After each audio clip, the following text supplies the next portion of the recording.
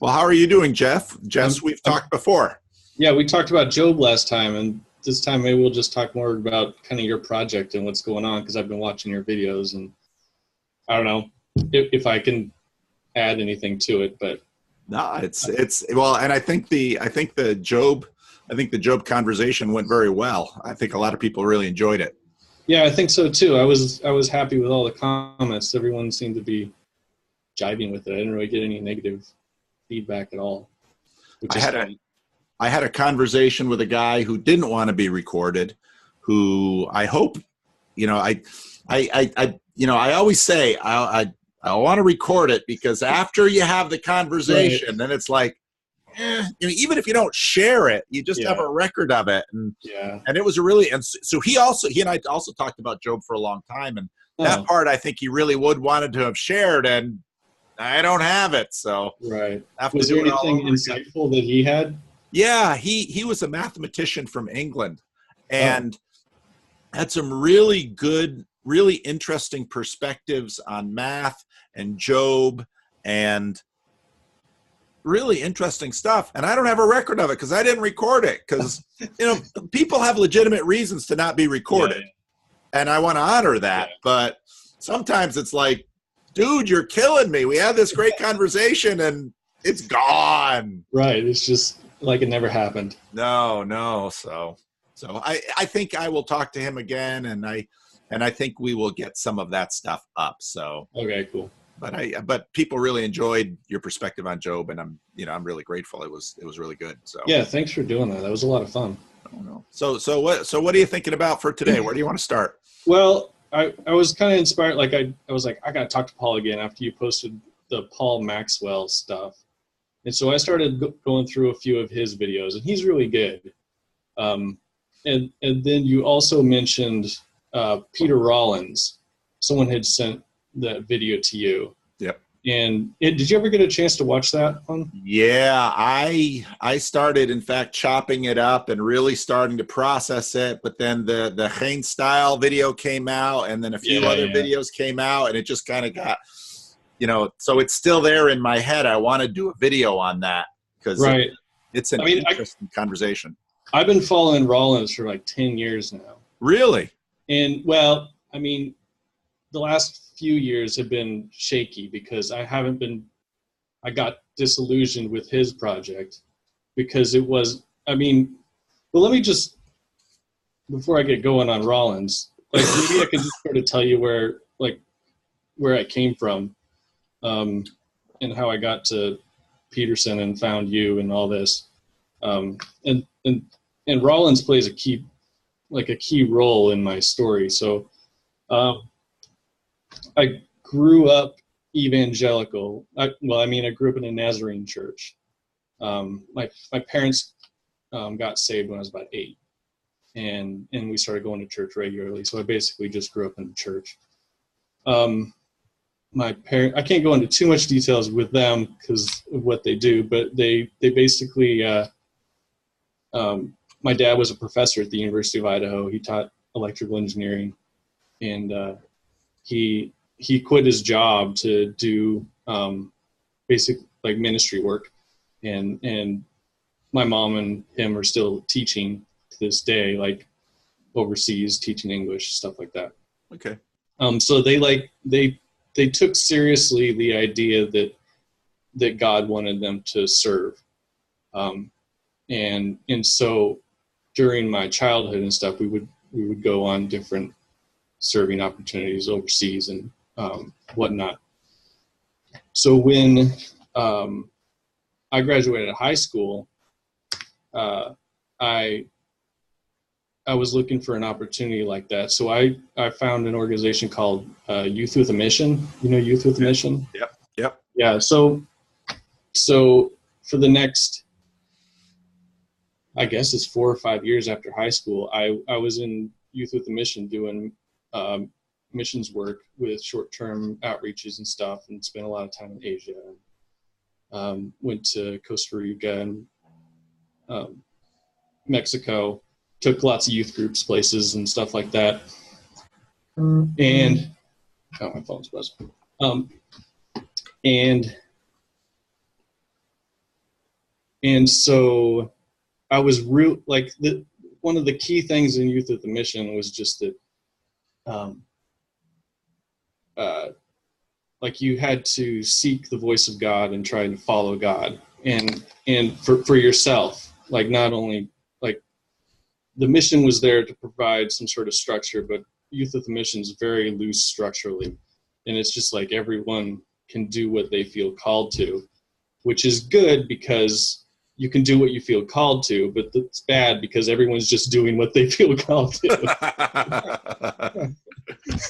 So it's a very open and wild kind of, or it can be. Some places like they have places all over the world. Anyway, don't want to get too far off track. Anyway, so I was gonna try to be a missionary, and I was really trying to act out what I believe was the highest value and the highest. I'm putting this in Petersonian terms. So I was trying to really act this out, and I wanted God to tell me what to do, and I wanted to do it. And I figured the best thing and the hardest thing and the most important thing to do would be to try to go somewhere difficult and preach the gospel or help people or do that. Yep.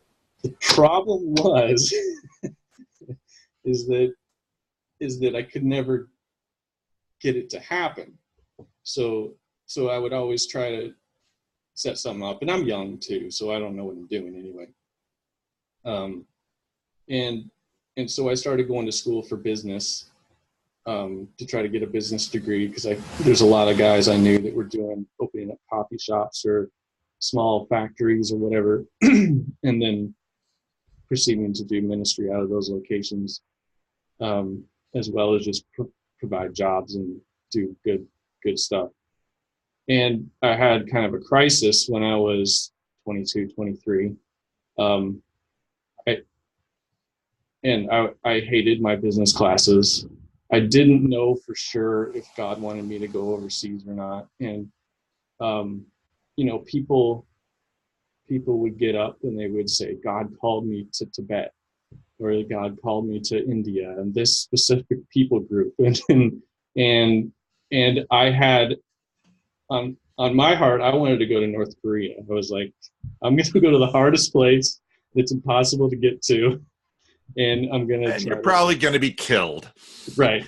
Oh, but I even had like at that point, I had like a martyr complex of some sort where I envisioned me sacrificing my life. I'm not going to live till I'm 30. I'm going to, that kind of thing. So but I could never make it happen, or God wouldn't make it happen, or I don't know what was going wrong. And so I was like, I came to this crisis point, and I was just like, God, if you want me to go somewhere and do something, just tell me and I'll go do it. And it was like a plea, because I needed that. I couldn't keep going without having a clear direction. And so I was pleading with God, because I was like, I don't like these business classes. I don't know what I'm doing right now. I gotta have the direction. Just tell me whatever it is. I don't even care. I'll do it. And he just said to me, he was like, what do you want to do? And I thought my answer would be, I thought it would be, I want to do missions. I want to do it. But it wasn't. I wanted to play music. And I had been in a band. And immediately God said, we'll go do that. And technically I wanted to produce music. And so I was like, I already knew what the plan was. I already had like kind of been thinking about it, whatever.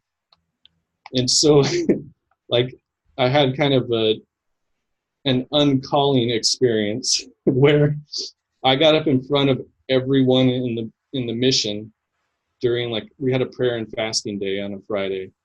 And so we were having just worship music and prayer and fasting.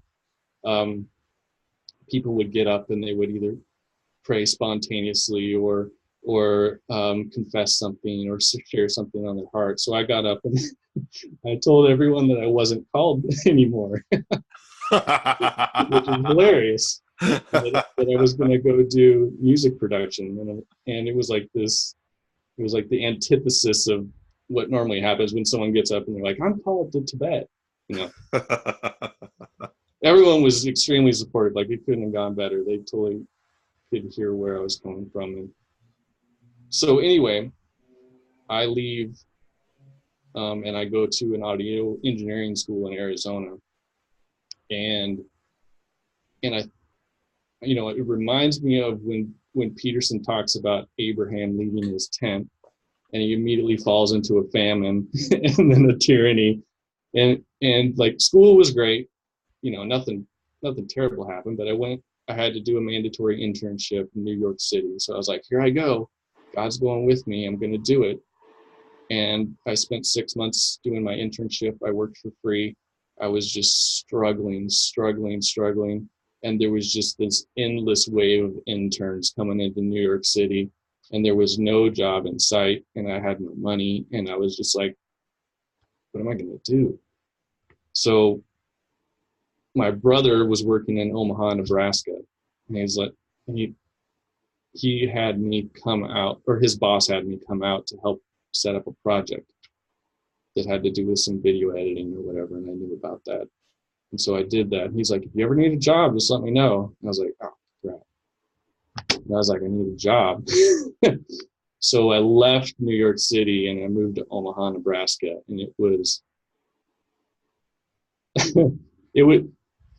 it was the worst.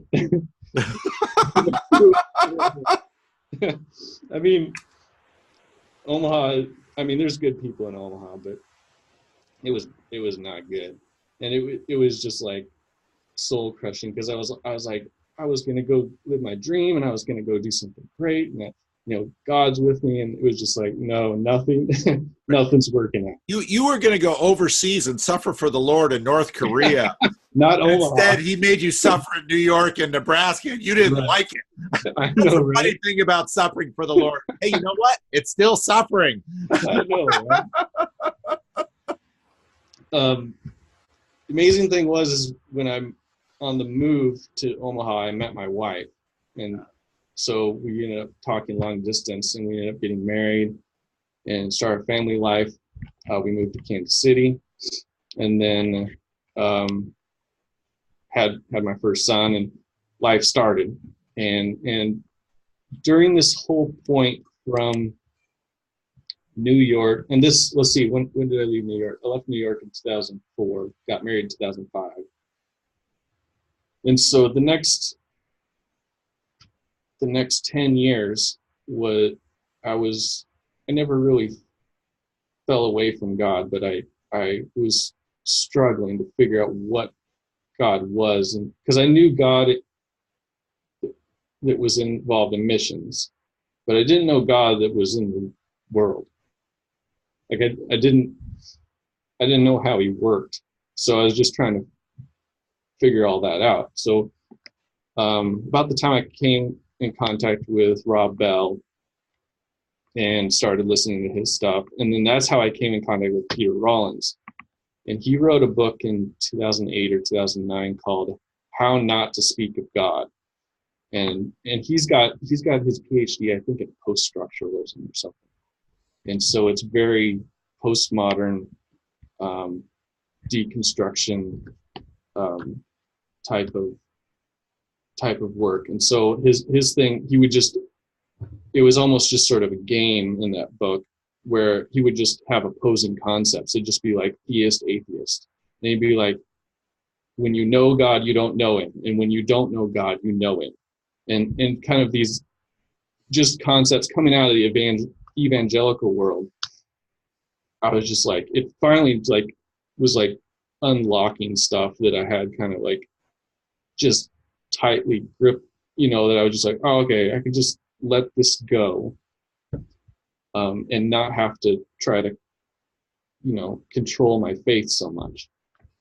So it was a very, in like the Facebook groups and message boards around Rollins' work, it's a lot of talk about deconstruction, and it's not technically what what was it Derrida meant by deconstruction, but people just talk about their faith being deconstructed. So that's kind of what was going on. I was just breaking everything down. I never really let go of God, and we kept going to church and stuff. My wife was always a strong believer, but I was always kind of flirting with, atheist thinkers and just all these thoughts. And I'm high in openness too, so I'm just going through like everything I could find that piques my interest. So where to go next? Yeah, so I guess yeah, what was happening is I went through this deconstruction. So evangelicalism was a very tightly constrained system, and so this just opened all that up.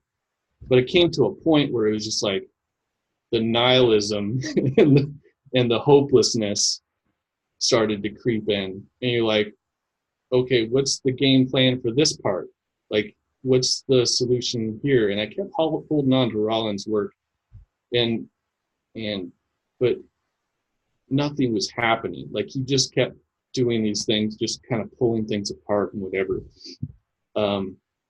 which is helpful if you are, like, I think you think about it in Petersonian terms as it's the order and chaos. Like, if you're in too much order, you need some chaos, and chaos is good for you. So that's what Rollins was for me.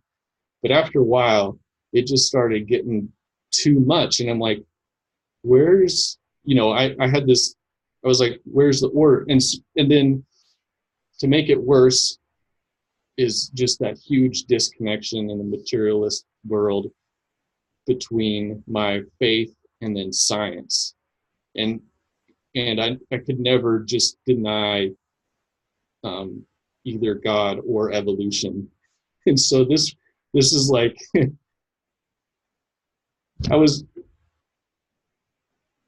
waiting for someone to just make the connection, and no one was talking about it.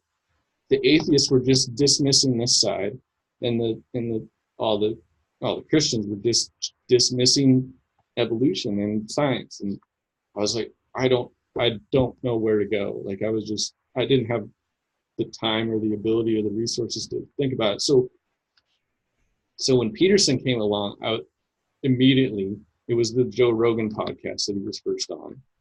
I was like, oh, this is it. That he just did it. And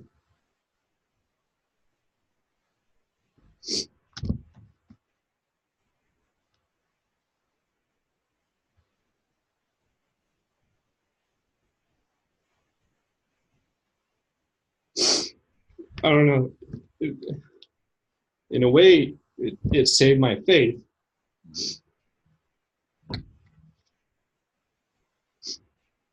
But it was more than that, because for me, he just saved the whole world. I'm not trying to be too dramatic about Peterson, but it really impacted me.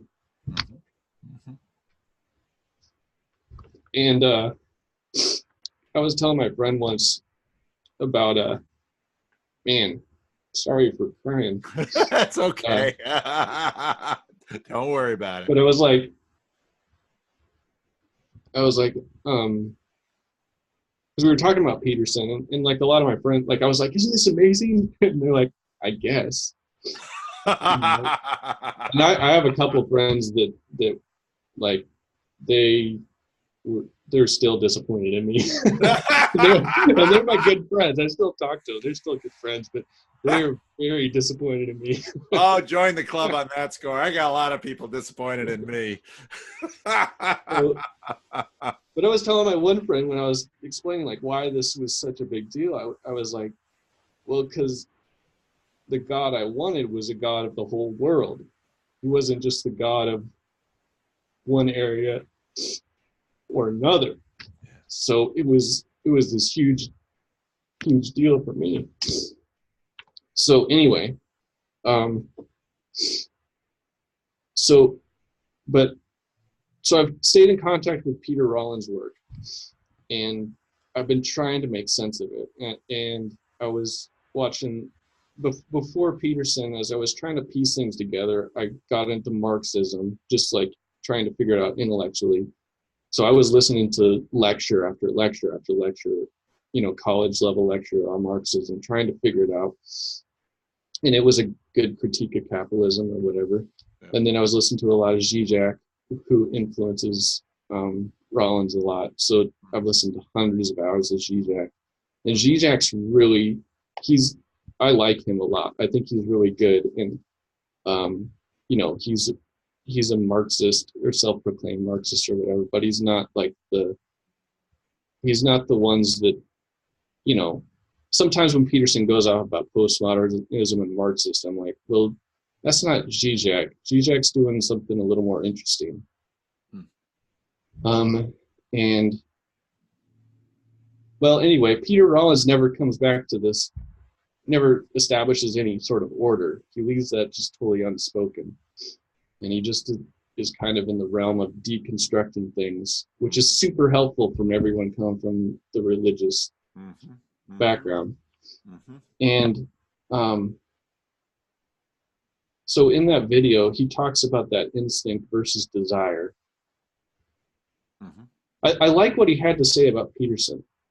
He had a good summary of Peterson that I thought it was interesting what he grabbed onto and how he phrased it, and how he said that Peterson wants balance and harmony. And I think that's pretty good. I think that the Jungian world seeks balance and harmony. I think it's not so simple as Rollins put it, because there is the individual in Christ that bridges the gap. No, I thought Rollins in that video was very fair to Peterson. I thought he was very accurate. Yeah. I was a little bit surprised. Yeah. No, it was very good.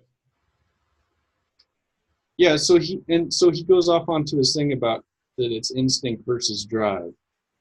And then I was just thinking about that, and that was kind of like the core of at least one of the major parts of what he had to say. And I was like, or instinct versus desire. Did I say drive? Yeah. Like, how do you differentiate between instinct and desire? Right. Like, I feel like the whole thing just falls apart immediately. Right. Because he's like instinct's basically pragmatism and utilitarianism, whereas the desire goes beyond somehow. And I get what he's saying. Yeah. But and you can see how that's useful if you're talking to someone who's trapped in an ordered world. Yep. But it's almost like Rollins is embedded within the Petersonian world. Rollins isn't outside it, and so his critique is just like I think he has a point about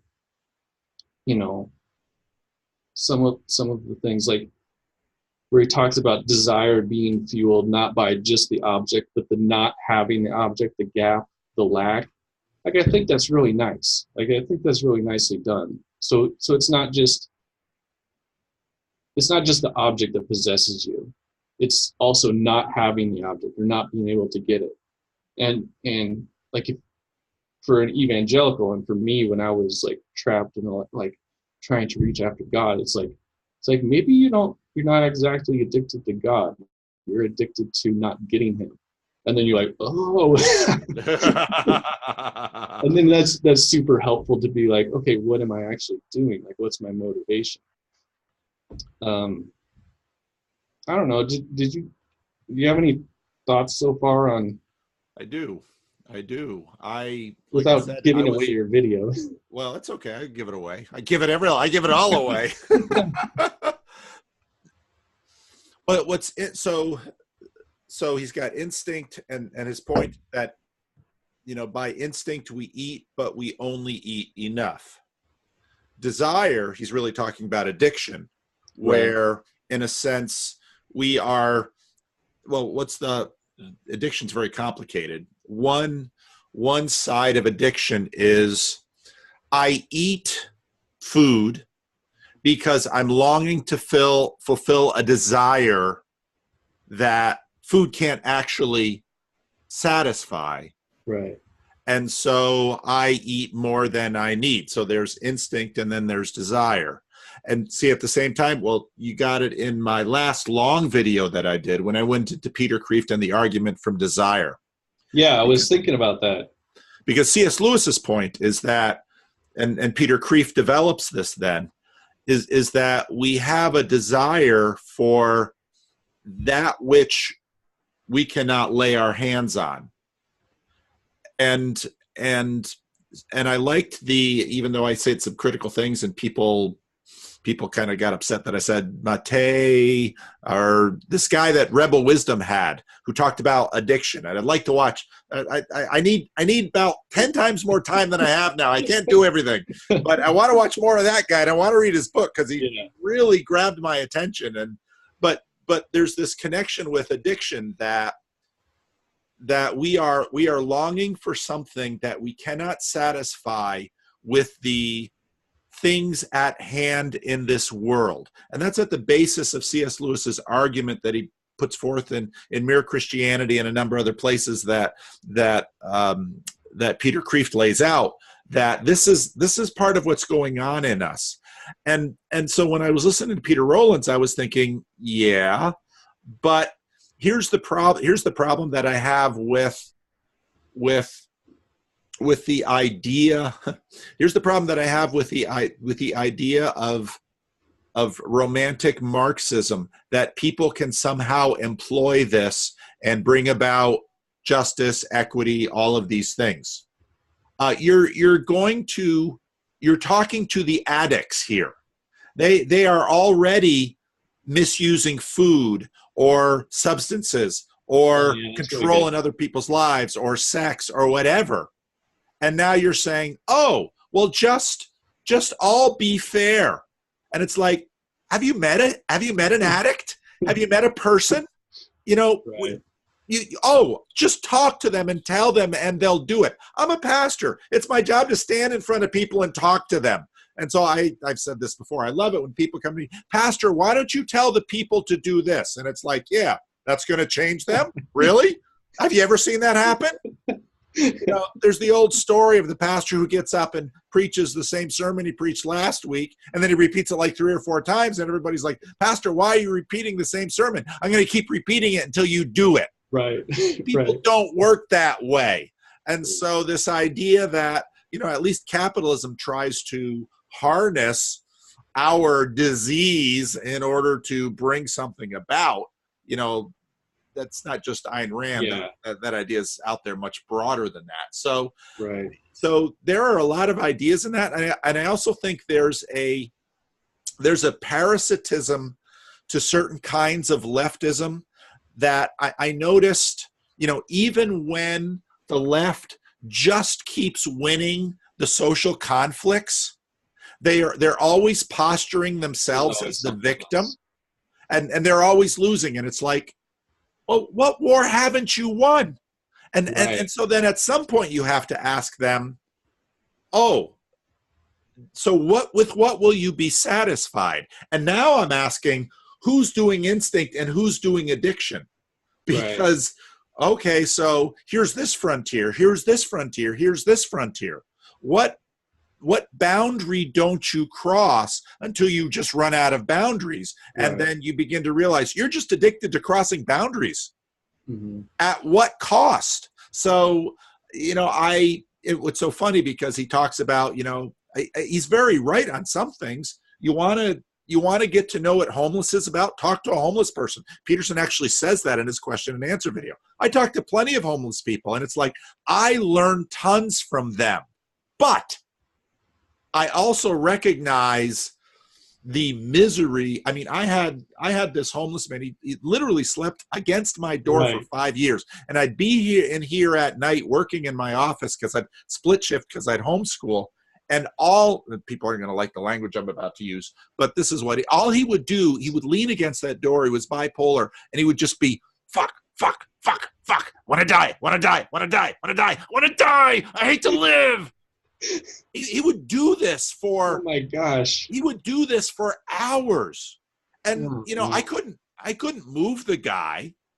And, you know, and I'd feed him, I'd help him, I'd drive him to the house, I'd do all kinds of things for him. But I'd be sitting in my office and you would just have a front row seat to what it was like for him to live. And it's like, all right, is this guy your model of what life is supposed to be?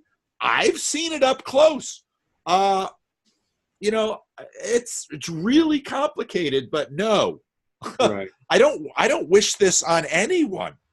So I think there's a dynamic going on where I think you're right. And I think Peterson's chaos order is a helpful framework to work through some of this stuff. Mm-hmm. But I don't find a there with what I hear from that crowd often. You keep deconstructing until you're sitting with a floor full of Legos. Yeah, he deconstructs stuff and then he leaves the results kind of unspoken. So he's like, if you just deconstruct it, the natural thing will just happen. And he wants to be very hands off with it because, I mean, just like he grew up in Northern Ireland, or at least Ireland, during the Troubles. Right. And so like these are ordered factions, you know, in conflict with each other. So he wants to get rid of like whatever that is that's ordered and also conflicting.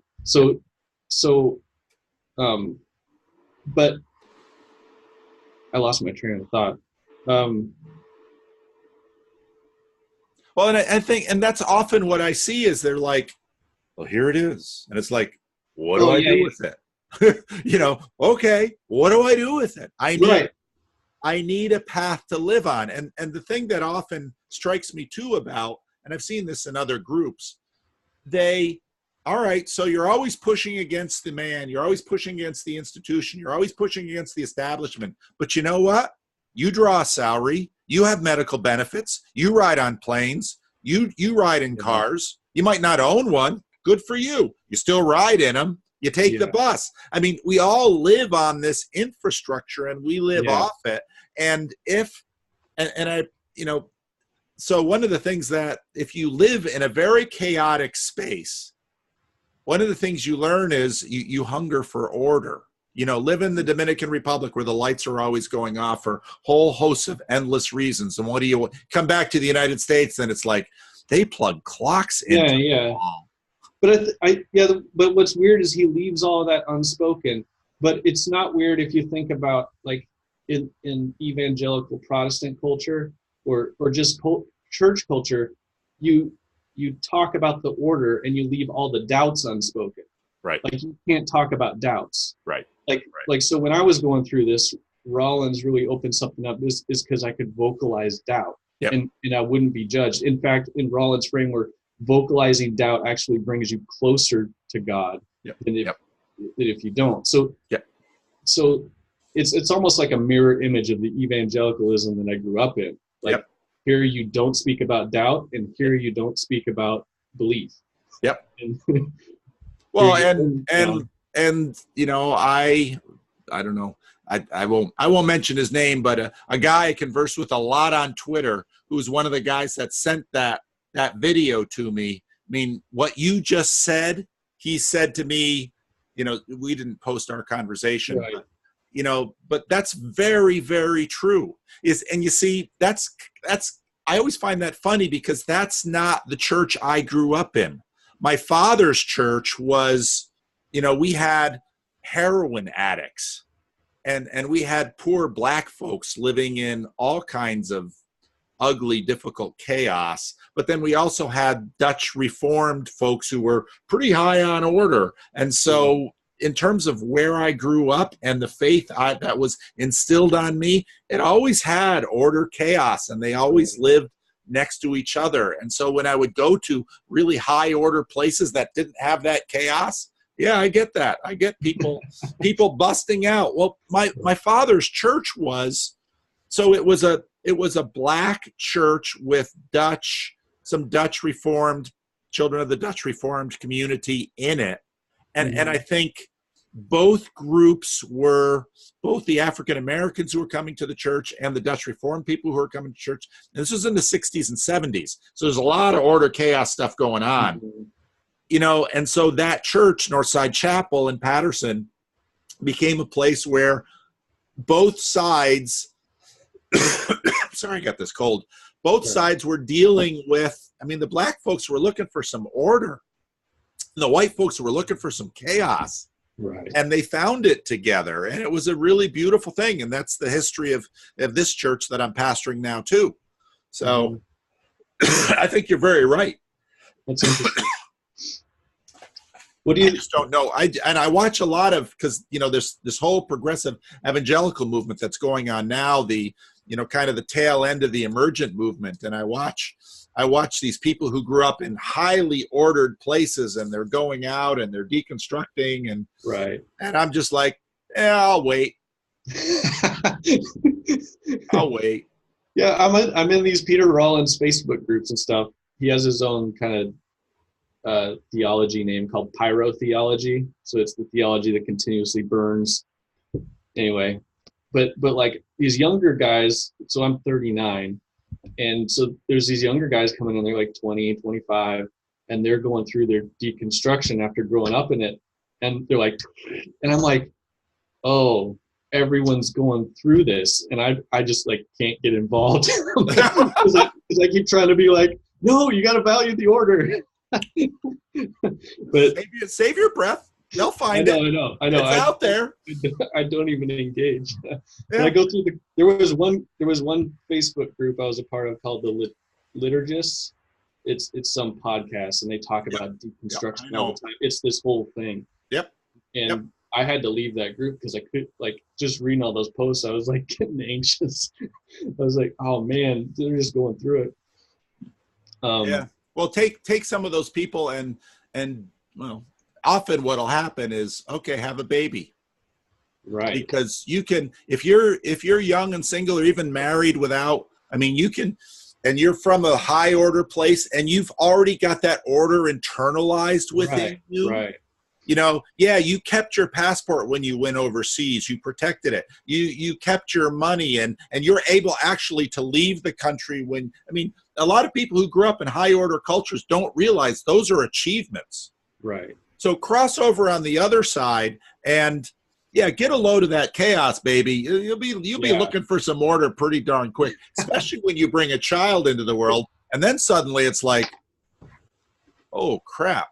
Right. Well, a lot of them, like when they have kids, they're like, how do you guys deal with this when you're like, oh, you're about to figure out that like some rules are good, and you're going to want to cling to that for sure.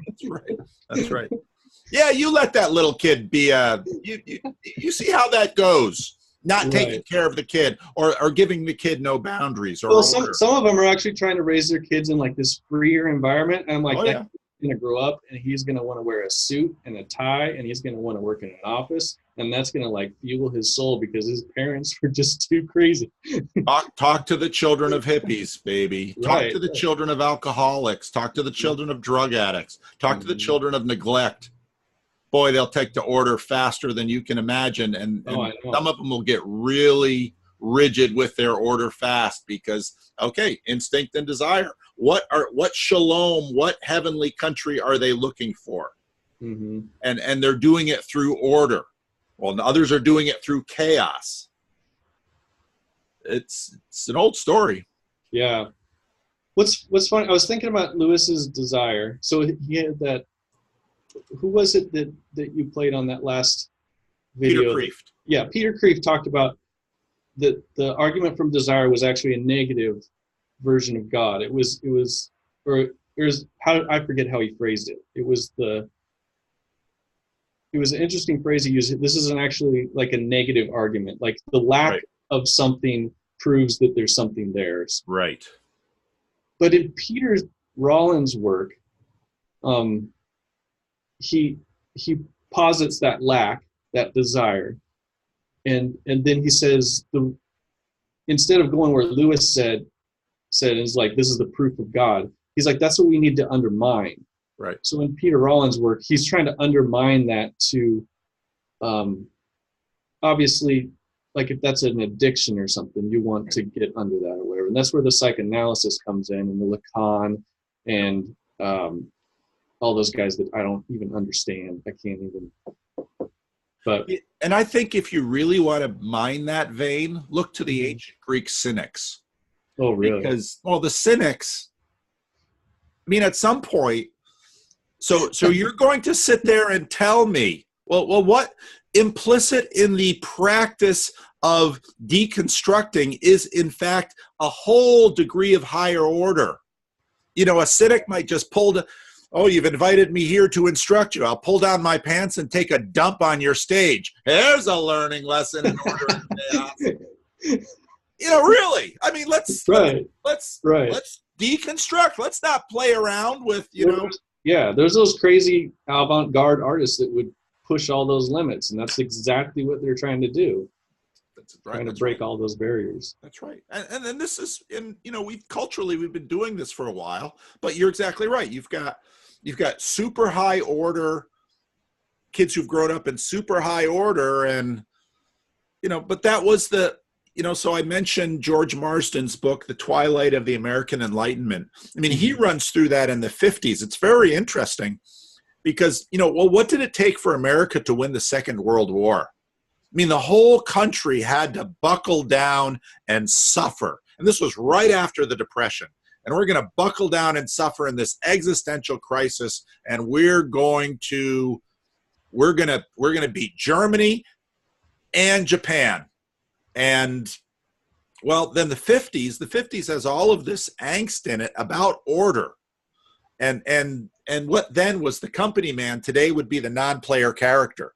Right. And so Marsden's book nicely goes through all of that. And that really gives birth to the 60s. In the 60s, it's like, you know, screw order, you know, let's be out there. Look, all right, go for it. Be out there. How's that go? It's a heck of a lot of fun until, you know, unless you're the baby that's being handed around the commune. Right. Maybe it'll go okay, maybe it won't. That's why you pick babysitters. Right. Yeah, the Manson family kind of ended that whole. I'm old enough to remember the 70s. Right. I was born in 79. So yeah, the 70s. You know, it's when the 70s is the end of the 60s party, when you know it's Vietnam. And then of course who comes on stage but Reagan. You know, so Jimmy Carter is the end of the 70s, and he's telling America, we've got an oil crisis, put on a sweater. Reagan comes in and new conservatism. It's the bright shot, you know, let's get rid of all this negativism. And Reagan is in a sense a new synthesis. He's a Hollywood actor, a divorced president who comes in with a bright, shiny new day. Yeah. And so, you know, we've been processing this stuff for a long time. Yeah. Well, I wanted to bring up one more thing before we go. Yep. It was just like Paul Maxwell. He had a video called the entire history of philosophy. Did you ever see that one? Someone else sent that video to me. Mary did. Mary, who I had a conversation with. She said, you gotta watch this video. Yeah, it was good. I like how he broke down into metaphysics. He's like, there's three major branches. So it's metaphysics, epistemology, knowledge, and then axiology. And I like how he, at the very end, when he's like, postmodernism's all about axiology. It's about values, degrees. It's about aesthetics. And I was like, oh, that's it. That's exactly it. And he's like, they're front-loading aesthetics instead of front-loading knowledge or the metaphysics. And that also, of course, I sent you a video. You probably get a billion videos, but it's Phyllis Tickle. And yeah. Did you ever watch that? I watched some of it. Yeah, very interesting. The first part's good. The last part isn't as good. I heard the idea before, though. But she talked about how the church is always going through these authority crises every 500 years. Yeah. So in 1000, it was the Pope was instated or something. I'm going to get it wrong. Anyway, 1500 was the Reformation. And the question was, where's the authority? Because the Pope wasn't reliable as an authority. Right. Authority of the text. Word, yeah, the word. And you could see the move from metaphysics to epistemology at that point, because now the text, the knowledge, became the authority. And then she was saying that right now we're going through another one of these 500-year cycles, whatever it is. But I think it's interesting that it would correspond with the Spirit. So it's the age of the Spirit, and it corresponds with aesthetics and this axiology, that it's no longer grounded in knowledge or metaphysics. It's grounded in, I don't know, whatever the postmodern thing is, where you're concerned with ethics primarily. It doesn't matter. And you can see clearly how it's working, because it doesn't matter what the ramifications are. You just have to treat everybody fairly all the time and make sure the systems do all that. And so, yeah, I just thought that was really interesting. It is. It's a good video. It's a good video. He walks through it he's got a real gift for laying things out. Yeah. And then at the very end, he said the key to it is the metaphysical has to reach out and touch them. And I was like, oh yeah, that's it. I was like, that's really good. Then complete the cycle. No, he's interesting, and I'll have to talk to him one of these days. There's just so many videos. I know. so many books and videos, and there's so little me. At least so much me to go around. Well, anymore, I just watch your videos and get caught up on everything, because you just go through everything. I'm like, I don't even need to watch this next Peterson video, whatever. But the more you go through, the more you realize is out there, and it's been great. I shouldn't complain. I have absolutely nothing to complain about. This has been tremendously fun. You made a video where you just complained about everything. You're like, this is Paul, and I'm going to set the record straight. No, that would be miserable. Some people would like it. I mean, it's amazing that whatever you put out there, it's gonna hit somebody's sweet spot, and somebody's gonna hate it. So yeah, just consider it like an experiment in postmodern aesthetics.